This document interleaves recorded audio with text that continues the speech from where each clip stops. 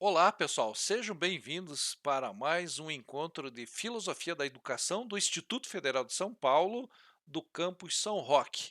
Eu sou o professor Odmarcos Schurquim e faremos uma conversa, um resgate sobre ética e moral. Conforme a aula passada, vocês lembram que nós fizemos um estudo, uma reflexão e falamos sobre a questão conceitual, semântica, prática de ética e moral. Embora muitos entendam como que sejam similares, tem muitas diferenças entre esses conceitos. Lembram-se, toda vez que nós falarmos da questão ética, nós estamos falando de um ramo da filosofia que trata da reflexão sobre valores humanos, comportamentos, as melhores ações, a busca da felicidade e o bem comum.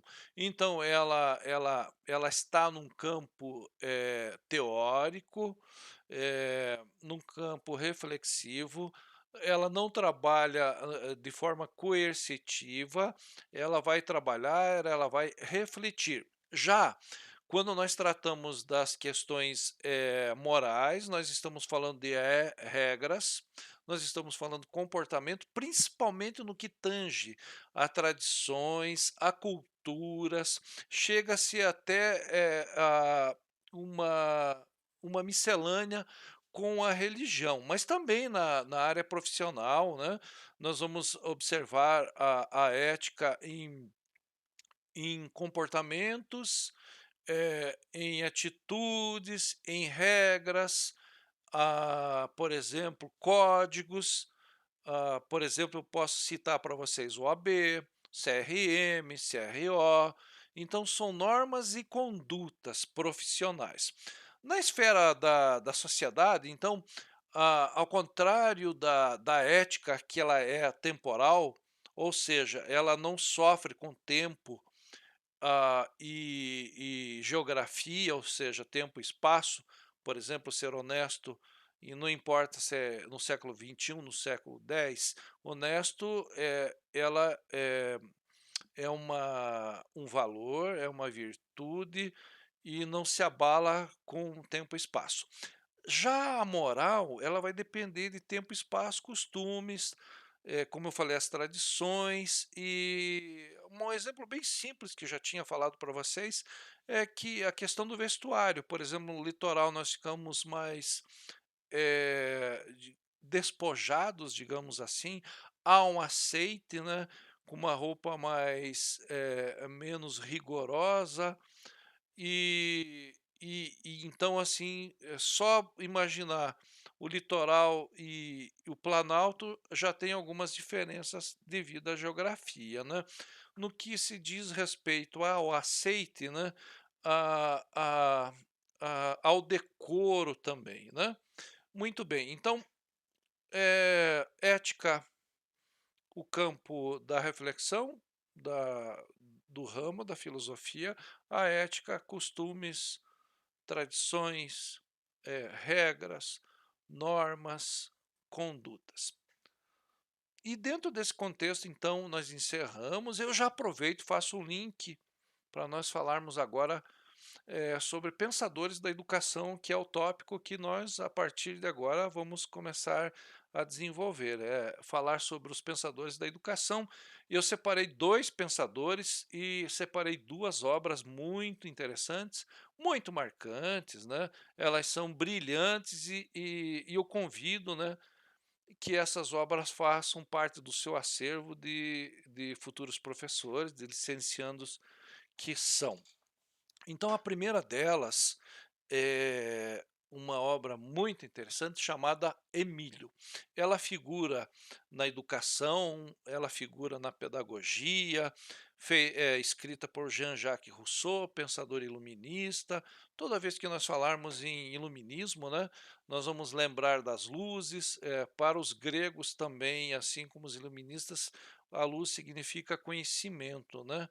Então, Rousseau, ele percorreu a educação, ele percorre o direito, os direitos humanos, ele fala da liberdade, e nesta obra ele demonstra os valores sobre a educação e a liberdade. Então, muito significativo, muito importante para vocês. Eu gostaria de lembrar que deixei lá no Moodle, né, o material para vocês lerem, para reforçar o conhecimento de vocês. Tá aí no Moodle essas obras, né, para vocês acompanharem. Então, eh, a obra O Cândido e o Emílio do Rousseau. Certo, pessoal? Então, como eu estava falando dessas obras, elas são marcantes para a educação. Eh, Como nós falamos também de ética e de moral, eles trazem muitos valores pertinentes para o ensino-aprendizagem, né? Ah, Primeiro aprendizado que nós temos sobre Rousseau, sobre a questão da liberdade. Ele fala das etapas de aprendizado, né? O que se aprende em cada etapa, né? Mas principalmente no que tange à liberdade. Então ele tem uma frase bem conhecida, né?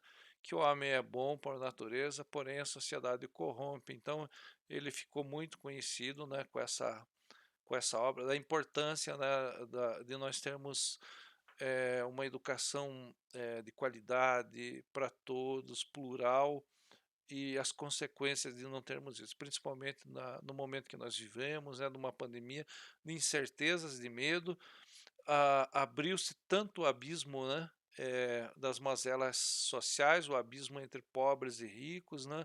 Então, o pensamento de Rousseau é sempre oportuno, né, para nós refletirmos e discutirmos sobre políticas públicas e, no nosso caso aqui, como trabalharmos no dia a dia como professores, né?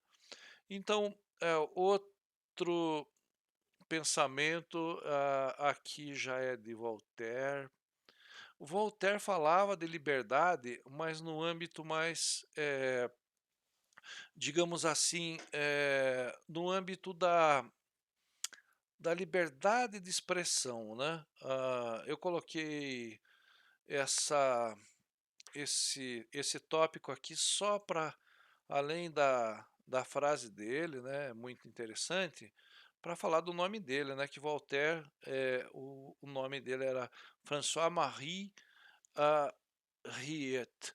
Então, o nome é francês, eu não sei se a pronúncia está correta, né?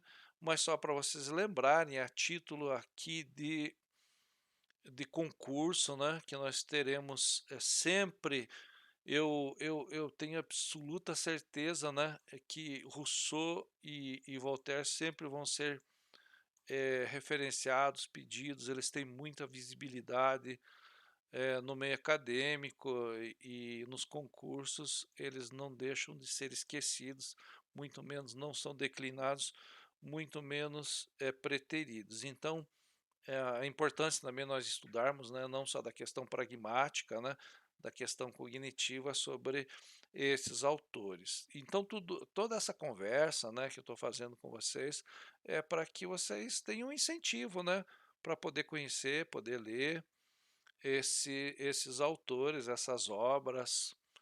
E para encerrar aqui nosso propalado, nossa conversa de hoje, eu vou trazer aqui uma frase, né, do Voltaire, é, mundialmente conhecida, né?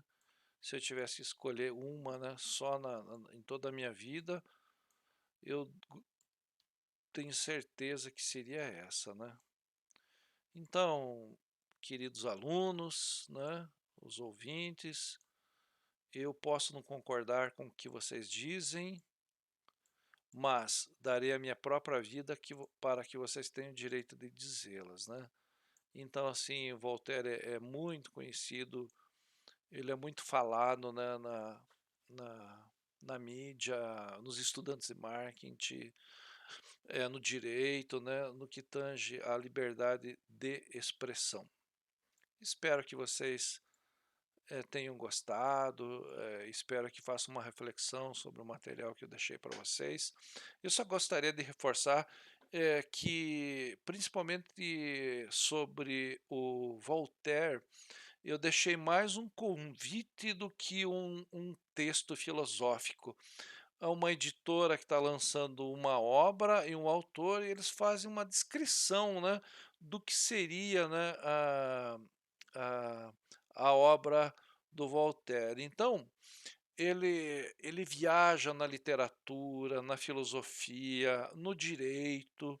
Para a época, ele tinha um senso de humor exacerbado, né? Ele fazia metáforas para falar de virtudes, de valores, de hipocrisia também.